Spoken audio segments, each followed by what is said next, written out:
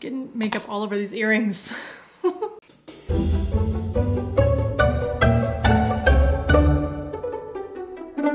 Hi guys, welcome back to another episode of Crue Trime. Crue Trime. Crue Trime.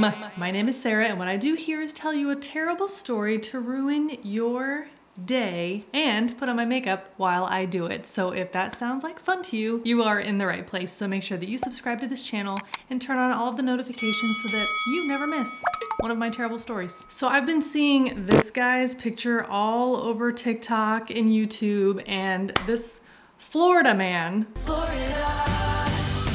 is a real piece of shit. Surprise. And he just so happens to share a name with a pretty popular comic book / movie character. I know, right? Let's dig into this story, shalln't we? This is the story of Wade Wilson. Okay, so I don't feel like I even need to keep saying this, but like if you're interested to know what kind of makeup I'm using as I'm using it, because I don't really talk about it, look in the description box. On October 7th, 2019, the workers in the design suite next to Mila Spa at 2039 West 1st Street in Fort Myers, Florida, heard a woman outside screaming and fighting for her life. When they went outside to see what the heck was going on, they saw a man attacking the salon owner, Mila. Mila had wrapped her body around the staircase that led up to her spa, like wrapping her arms and legs around the stair railing, like spider monkey style. And this man was like punching and pulling at Mila, whose dress was like ripped to shreds. And the attack only came to an end when the guy punched Mila super hard in the face, and it's like her nose broke and blood went everywhere. So the worker from the neighboring design suite yelled at this guy to like stop. It was easy to see that this was not a fair fight. You know, Mila was being pummeled. But this guy said that she hit him first. Sure, Jan. You know, trying to justify what he was doing. But in that little pause in the fight, Mila was able to like duck away and run back to her salon and lock the door. So the man then jumped back into the black Nissan he'd driven into the parking lot and, you know, got away as the sound of police sirens grew louder. So he escaped, but Mila was able to give the police a very accurate description. Although she was covered in fresh bruises, cuts, scrapes, and had a broken nose, Mila was gonna be okay, but she told the police that if she had gotten into the car with Wade Wilson that day, she would have never came back. Who the heck is Wade Wilson? Boom. Not that one. On May 20th, 1994, Anthony Testaseca was born in Tallahassee, Florida to teen parents aged only 14 and 15. Anthony's young parents tried to raise the baby for a few months before the father, 15-year-old Steven, was sent away to a juvenile facility for some trouble he'd gotten himself into. While Steven was away, Anthony's mother struggled with mental illness and the overwhelming responsibility of motherhood. You know, she was just a child herself. Her parents helped her to place the baby for adoption with the Wilsons. They were a loving family that they knew from their church. Candace and Stephen Wilson already had 2 daughters, and they were so happy to welcome a baby boy to their family. They named their son Wade Stephen Wilson. Wade Wilson grew up in a happy home. He played sports and went to church, and he was very popular at Deer Lake Middle School. Look at this little cutie. Wade was very close to his parents and his sisters, but in the summer that he turned 13, he changed big time, and not like in the regular 13-year-old way. I cracked a blanket in half.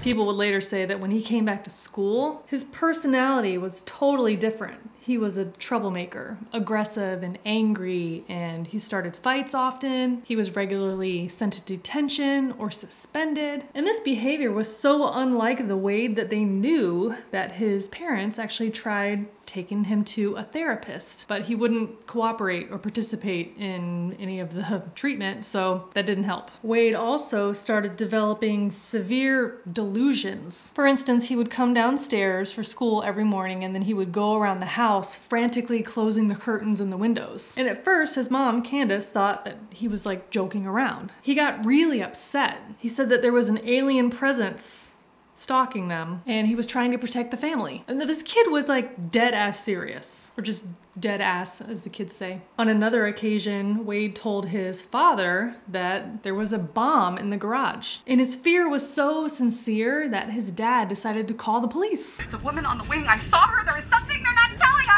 There was no explosive device in the garage, but Wade 100% believed that they were in danger. Well, since these attempts at behavioral therapy didn't help, Candace and Steven actually brought Wade to a mental health treatment center and got him committed under the Baker Act. The Baker Act allows for emergency mental health services and temporary detention for up to 72 hours, you know, so that you can stabilize somebody that's in crisis. Well, the doctors evaluated Wade and he was held for 72 hours and then released. So Wade was like a rough and tumble kind of a kid. By the time he was 18, he'd had his brain rattled more than a few times. First, he was hit in the head playing baseball, hard enough that he was knocked out cold for a bit. The second one that happened was a little bit more severe. He got a concussion playing football. And one of the worst incidents was when he was riding in the backseat of a friend's car without a seatbelt. The car crashed head-on into a tree, and the impact was so strong that Wade was thrown into the front of the car, hitting his head on the dash. He was actually hospitalized, and 2 years later, he was in another serious car accident because of the no seatbelt thing. Wear your seatbelt, you guys. Wade's mental health was fractured. He had a party platter of diagnoses. A what now? Including attention deficit disorder, depression, anxiety, schizoaffective disorder, defiance disorder, and antisocial personality disorder. Jesus Christ. Over time, Wade began self-medicating, possibly trying to keep these delusions quiet. He used meth and cocaine, and at one point he overdosed and had a terrible seizure. This guy's brain was cooked. He started getting into trouble with law enforcement around this time, and he'd had so many arrests. I'll just name a few: trespassing, robbery, fraud, child cruelty, and sexual abuse. Well, for each of these offenses, Wade would get a short jail sentence or some other brief light slap on the wrist. He would get released and then just end up in trouble again. In 2012, the now 18-year-old Wade reconnected with his biological parents. So Wade's mother was pretty troubled. She was in and out of prison. She was running the streets of Florida, doing drugs. And that was just right up Wade's alley. Oh, Florida. Straight drip. He would often call his biological father Steven Testaseca, but the relationship between them was pretty superficial. You know, there was only 1 or 2 times that they ever visited in person, and Wade really only ever called when he needed something, like money. Well, Steven recognized that Wade was in active addiction and getting into all kinds of trouble. It was actually a lot of the things that Steven had struggled with in his own youth. So Steven definitely cared for Wade, and he wanted to see him do better, get better. So he would send him money here and there to help out and be a listening ear, not be too judgmental. Getting makeup all over these earrings. Anyway, whatever help Steven was trying to provide to Wade didn't do much good. Wade was running wild and deep into drugs. He always had girlfriends. That was never a problem for him. He was working those dimples, man, and he definitely had a preferred pose. He loved putting that hand on that chin. Come on, dude. Wade actually ended up fathering a child with one of his girlfriends, although he didn't stick around for the birth and was never around for the baby. He was also physically and verbally abusive with every woman that he was in a relationship with. For some reason, it just really seems like Wade had like anger towards women in general. So he would berate these women, call them terrible names, beat the shit out of them, sexually abuse them. But, you know, he was also very charismatic and charming, manipulative. He knew exactly what to say and do to get these girls to stick around or to come back. Or, you know, get them to take him back. All the while, he was in and out of rehab facilities and jail, where he got another head injury after being jumped by fellow inmates. His dad, Stephen, would actually tell reporters that one of his biggest fears was that Wade was going to eventually kill one of those girls. In 2015, a 21-year-old Wade Wilson met a girl at a party. Later on in the evening, they were sitting in Wade's car, smoking some marijuana, just chilling out, you know, feeling the vibes, when suddenly Wade wrapped his hands around the girl's neck and started choking her. Then he ordered her into the back seat where he continued to beat her up and sexually assault her while, get this, he recorded it all on a cell phone. Her cell phone. He told her that if she tried to escape or tell anybody about it, he would kill her and her entire family. Once she was able to get away, she went straight to the police. She was examined, photographed, the whole thing. Wade straight up denied the charges, which, how do you do that when there's video proof? Well, when the case went to trial, he was acquitted by a 6-person jury. Like, what? Well, if Wade Wilson wasn't already emboldened to do whatever the F he wanted before that trial, it went totally off the rails after this. In late 2018, Wade met a girl named Kelly Matthews on the dating app Plenty of Fish. He told her that his name was Steven and he was looking for the right place to live, he didn't have any kids, and he didn't do drugs. I mean, obviously all of those things were lies.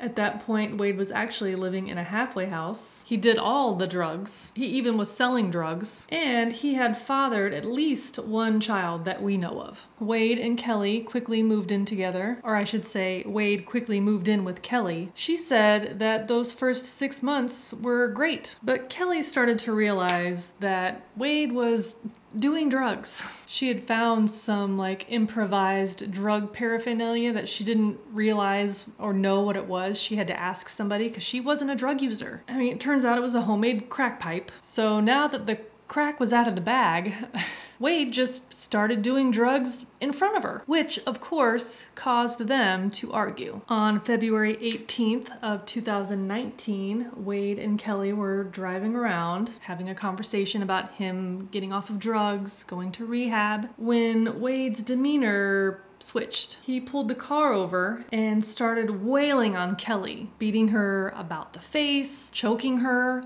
biting her. And then Wade took out a knife and was threatening Kelly's life. He cut off her clothes. He forced her into the back seat where he used her clothes to restrain her. And then he sexually assaulted her. He made her lie down like on the floorboards in the back seat, which was not a large area. So there's naked Kelly all crumpled up in the back seat, and Wade's just driving around Florida. He went to his drug dealer's house. He went through the McDonald's drive-thru and got food. After that, he told Kelly he was gonna go drive to meet someone. And Kelly, quick thinker, convinced Wade to let her, you know, get in the front seat, because wouldn't it be weird for him to show up to meet this person and then there's like a naked girl tied up in the back seat. So she got in the front seat, covered herself up with a blanket, and then rode to wherever Wade was going to meet, surprise, another girl. So once Wade was gone, Kelly drove straight to a police station. She got herself checked out, photographed, everything. But the police investigation was totally crap, because when the cop talked to Wade, he convinced them that everything that happened was consensual. He said that Kelly was into that sort of thing, you know, rough play. Detective Potter told me that if I didn't leave him, Detective Potter, alone, that he was going to block my phone number. And I was like, you're supposed to be helping me, like. And eventually it turned into that cop telling Kelly to leave him alone, Wade, or she would catch charges for bothering him. And then the next day he tried to get me on stalking charges against Wade. Like, what universe is this? Florida.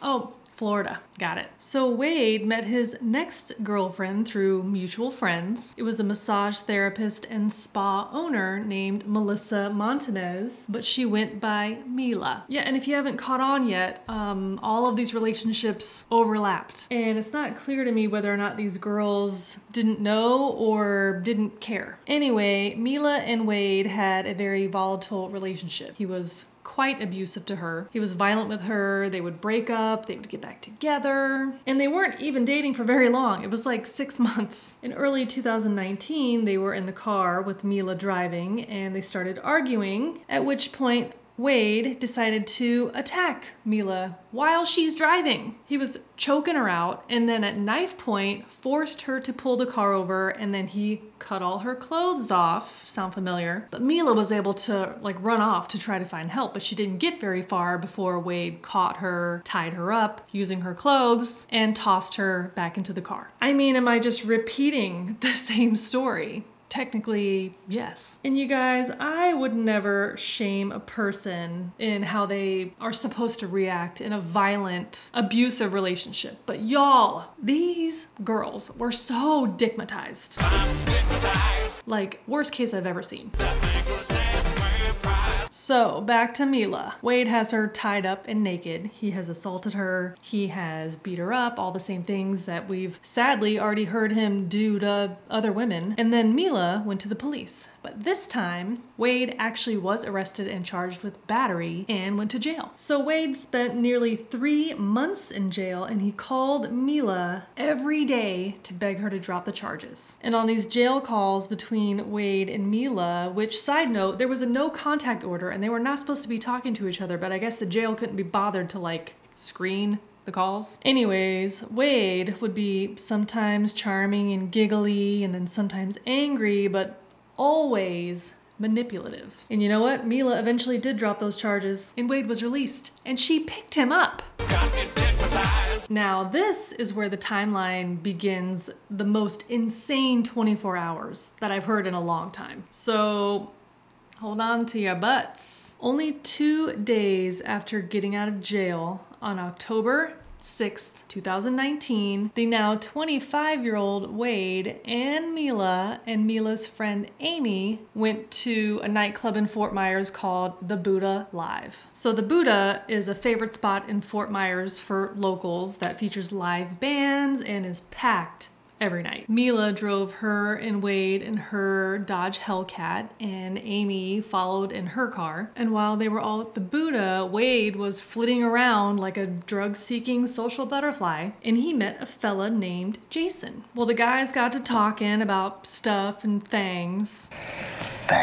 And they became fast friends, and Mila was on the other side of the club with her friend Amy, so she wasn't paying much attention to all of that. Or the fact that Wade was chatting up a couple of girls that he'd met, Christine Melton and Stephanie Johnson. He was especially interested in Christine. Oh, and Wade introduced himself to them and to Jason as Junior or JR, whatever they preferred. So it started getting a little late in the evening, and JR and his new friend Jason wanted to keep the party going back at Jason's house. You know, drugs. Well, Wade really wanted Mila to come, which really only means that he wanted her to drive him because he didn't have a car. And he didn't know how to drive her car because it was a stick shift. Mila wasn't into it. She didn't know this guy, didn't want to go to some stranger's house, so she was like, no. And Wade got upset. But since Mila had worn a dress that night and she never carried a purse, she had asked Wade to hold onto her car keys. So this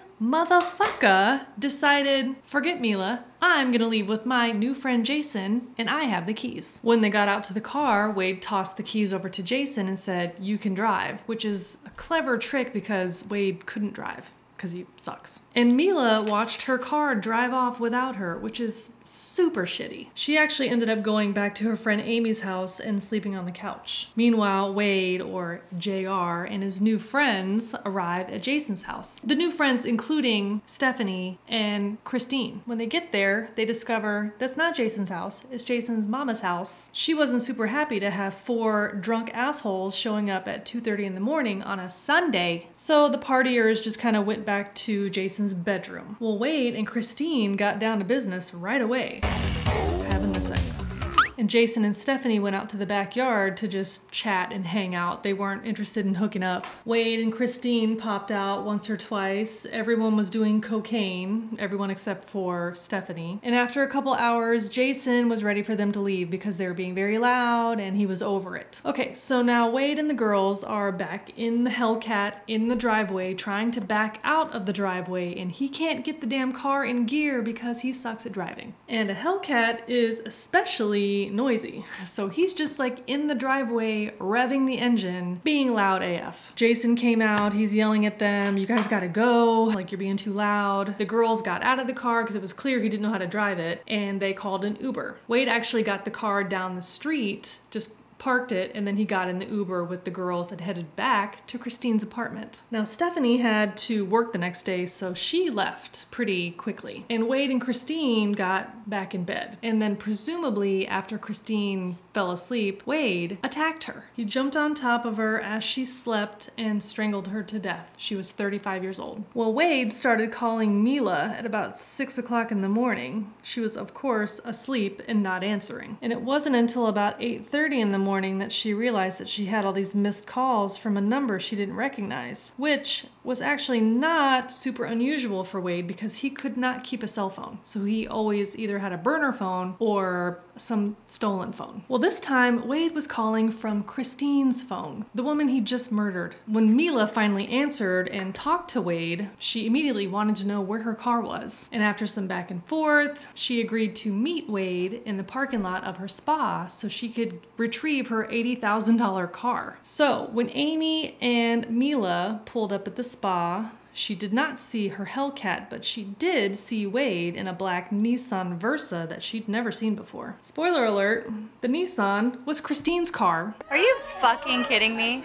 So when Mila first approached, Wade was initially fairly calm. Then Mila started demanding to know where her car was, and Wade repeatedly told Christine to get in the car with him, he would take her to it, blah, blah, blah, but she refused, and that infuriated him. So he started hitting her and trying to pull her into the car, to force her into the car. She knew that if he got her into that car, he was gonna finally kill her. But he was doing everything he could to get her into the car, punching, grabbing, and he was pulling so hard that it was ripping her dress off. So then he opened the driver's door and tackled Mila to the ground. But he forgot to put the car in park, so it started rolling, narrowly missing them. It kind of ran into the car in front of it, and then Wade seemed to realize that it's broad daylight and he's attacking her in front of other people. So he was trying to get her off somewhere private. Never go to a second location, friends. Well, Mila's friend Amy was watching all of this unfold, and she'd already called 911. She didn't intervene because she didn't want to put herself at risk either, and then both of them would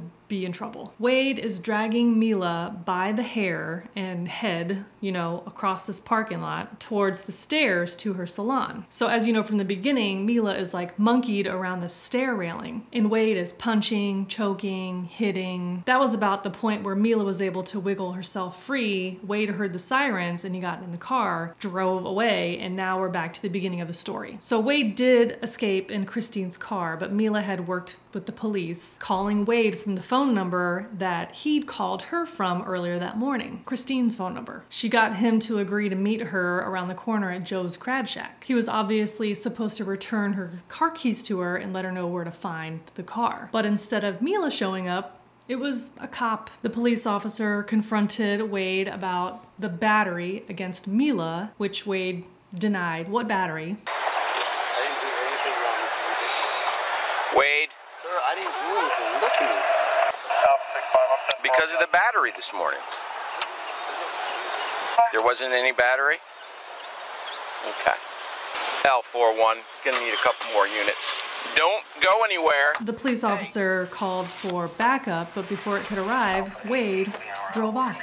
So this cop did pursue him for a little while, but he decided that a pursuit at that time of day was not in the best interest of public safety. There was a fair amount of traffic on the road being lunchtime and all, and he also didn't have a serious enough charge to authorize such a chase, so he let him go. Like, what is happening? So now Wade is in a frenzy. He drove off all worked up, totally intending to continue his killing spree. He saw a woman, 43-year-old Diane Ruiz, walking down the street. So he pulled over and pretended to be lost, asking for directions, and he smooth talked her into getting into the car. He pretty immediately attacked her, strangling her while he's driving, and then she went limp. He drove to this parking area that had like an overgrown field nearby. It was kind of isolated, and he stopped the car, got her body out of the passenger seat, and saw that she was still alive. And then he ran over Diane's body repeatedly until she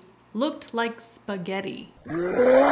Meanwhile, just a few miles away, a parent at a local elementary school found a woman's purse on the sidewalk. So they called a police officer to do a welfare check, make sure she was okay. The officer looked in the purse, figured out that it belonged to Diane Ruiz, who was not faculty or a parent, but they did find her address. It was right around the corner. So the officer went to Diane's home. They spoke to her son, who told them that she worked around the corner at the Moose Lodge. Sometimes she just liked to walk to work. He didn't think anything was wrong, so the officer offered to take the purse to the Moose Lodge, return it to her. When the officer got in contact with the supervisor at the Moose Lodge, he learned that Diane was a no-call, no-show, which was very out of her character. When Diane's son found out that she never made it to work, he reported her missing right away. So about an hour after fleeing from the police officer at Joe's Crab Shack and murdering Diane Ruiz, Wade showed up at the workplace of a friend, Joshua. Joshua was a mutual friend of him and Mila. He would later testify at the trial, spoiler alert, that Wade did show up at his workplace wearing only sweatpants and there was blood all over him. Wade was panicked, pacing back and forth, frantic, telling Joshua that he needed a bus ticket or a plane ticket. He had to leave town. And by that time, Joshua had already learned about this assault against Mila in the spa parking lot. So he told Wade, calm down, dude. If it's just a charge of battery, they'll let you post bail for that. Then Wade told him that he had killed 2 people and had rolled one of them up in a carpet. I'm sorry, what?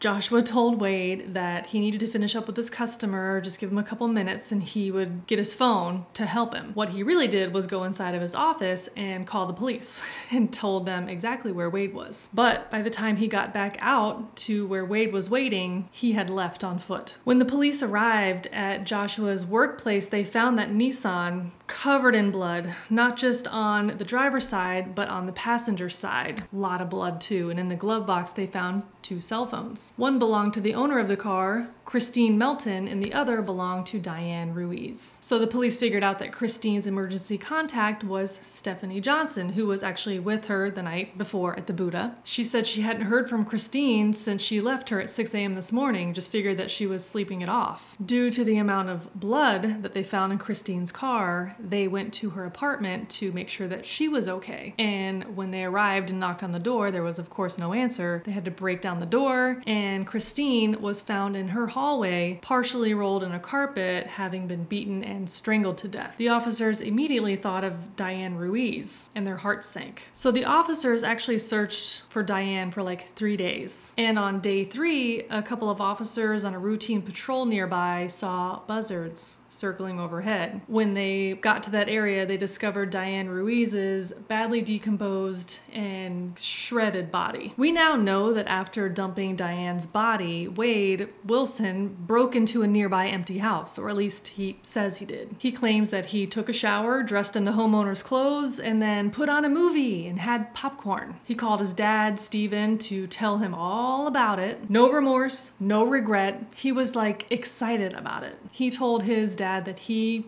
killed those 2 bitches. Well, Steven offered to send an Uber to pick him up and bring him to his house. He just needed the address. Clever, Steven. So stupid ass Wade gave him the address. Steven called the police, shared the information, and instead of an Uber arriving to pick up Wade, it was the police. Originally, he was only charged with the battery against Mila and the theft of her car, but that was more than enough to hold him in jail while they worked out the rest. In the days after the attack on Mila and Wade's arrest, the investigators actually spoke to Mila, who was very candid with them and is actually really sad to watch. She describes the abuse that she suffered from Wade like it's normal. The last bad incident, he had me hands tied behind my back, choking me, beating me, raping me for like 6 hours. So I knew once I got in the car, I might not see anything again. She expressed that she felt responsible, you know, some kind of responsibility for his actions because she's the one who picked him up from jail. Everybody told me this would happen if I let him out of jail. He'd kill somebody. I just didn't believe it. While Wade was rotting in jail, he was visited multiple times by investigators and lawyers, and after a few days, he told the detectives that if they brought him a burger and fries, he'd talk. The interrogation footage audio is actually really bad quality, but definitely he admits to everything except the murder of Diane Ruiz, because he didn't know that they had already found her body. He did confess to killing Christine, basically recounting everything that we've already talked about. So, you know, Wade is going to be in jail for a while. And while waiting for his trial in jail, nearly 5 years, Wade was a busy bee. He was involved in a jailhouse drug ring. He and another shithead inmate conspired to escape. They were caught, of course. He also decided to align himself with a white supremacist group called the Unforgiven, which he didn't exactly ask permission to do so. He just decided to start getting tattoos as signals. He ended up getting his ass beat more than a few times, racking up another serious head injury in the process. So it's important to know that before Wade Wilson did the unthinkable, he didn't have all those tattoos all over his face, particularly like the swastikas and all that. Wade's father, Steven, said that all those tattoos are just for show. You know, Wade has no sincere alignment with any prison gang or group or white supremacist organization. He's just an opportunist. He does what he needs to do to survive. Funny is maybe not the correct word to use, but on one jailhouse call, and he says to somebody that he's talking to, God, I'm trying to listen to you. We got this guy in here in our dorm that's fucking, there's always that one guy that yells. Listen, and I'm not listening, tape, and I'm not being like racist or anything when I say this, but it's always a black guy. Always... Remember, this guy has got a swastika tattooed on his head. Buddy, there are so many jailhouse calls that you can listen to on YouTube. The guy is facing death row, and yet he's still lying to the women. He admitted to murdering Christine, but then denied having sex with her. Tell me what happened. Did you have sex with her? You went and killed her? What? No, I didn't have sex with her. I killed her though. Because somehow that's worse? My dude. Why? Why, Wade? Because I was freaking out on those drugs. Whatever he gave me must have been like bath salts or something else. It wasn't cocaine. And that's the other thing, okay? The guy, charming, tall, tattooed, whatever, he's a scammer. He's not well. Mental illness or brain damage or drugs or just evil. But interestingly, he sure knows how to manipulate people into doing whatever he needs them to do so he can survive. And for years, even after he was arrested on suspicion of double homicide, he had a line of girls and guys ready to do whatever he asked. Yeah, I said guys. Wade had a long history of dipping into that sugar daddy pond, you know? He was casting a wide net, y'all. And he had a history of romantic entanglements of all kinds. Or I'm just gonna grab you and roll over like a little teddy bear and then let you just drill my ass. And, hot take, men are way more impressionable than women. Ladies, we know this. You would think that the fact that he's a remorseless narcissist who confessed to brutally murdering 2 women would make it so nobody would want anything to do with him. But he doesn't just have a local lineup. There are hundreds, maybe thousands of people, men and women, on social media thirsting after this guy. They believe he's innocent. Innocent. There was even a GoFundMe set up for this guy, you know, to prove his innocence and petition to have his name cleared. I choked her out till she died, until she was dead. You that you were going to do that to me one day. Neela, I was never going to do that to you, babe. Listen, all he wants is that sweet, sweet canteen money, okay? Some of his girlfriends actually ended up talking to the media, and Wade found out about it, and then he decided that he was going to talk to the media to deny having killed Christine. You had no involvement in the death of Christine Melton, is what you're telling me. That is exactly what I'm telling you. So Christine was alive and well when you left her home in her vehicle with her car? No, I was in her vehicle with her phone, correct, yes. Correct. Yes. Now, when you were out that evening, Sure. Did you consume any illegal drugs or illicit drugs in that time? No, I didn't, and I understand that that's being said, obviously, by Mila and whoever else. No. Like, it's almost comical. On June 1st, 2021, so just a few short months ago, Wade's trial finally got underway for 6 criminal counts. 2 counts of first-degree murder, grand theft, battery, burglary, and petty theft. The trial testimony was pretty straightforward. I mean, the evidence was indisputable. Some of the people who testified at the trial included Wade's father, Steven, Jason from the Buddha, Stephanie from the Buddha, Christine's best friend, and Wade's girlfriend that he had assaulted multiple times, Mila. These were first-hand witnesses to the events surrounding the murders. So, on June 12th, 2024, the jury found Wade Wilson guilty on all counts. We, the jury, find by a vote of 9-3 that Wade Wilson should be sentenced to death. But when the trial shifted into the penalty phase, the defense asked to pump the brakes. They needed more time, saying that Wade's brain needed to be examined. And you know, I don't disagree. It's all very, like, familiar. It's giving Aaron Hernandez. I think that Wade has a combination of brain damage from CTE and brain damage from drugs and serious complications of mental illness. He very clearly knows how to adjust his behavior to move through society and to get what he wants. He knows how to play nice. He also knows what he needs to do to survive in prison. You know, hence all these fucking crazy face tattoos. But the defense was never interested in claiming that Wade was innocent. But they did argue against the word premeditation, and they pointed out that Wade clearly has brain damage. On August 27th, 2024, Judge Nicholas Thompson sentenced Wade Wilson to death. He will live out the rest of his natural-born life at the Union Correctional Institution in Rayford, Florida. And that is the story of Wade Wilson. It was a long one, and it's gonna take me 18 years to edit.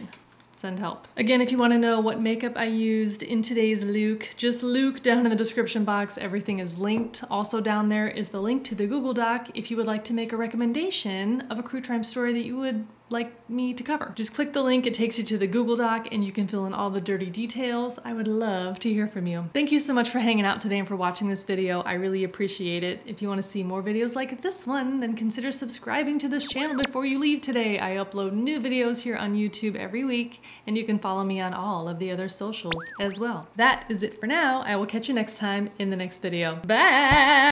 He will live out the last Florida to...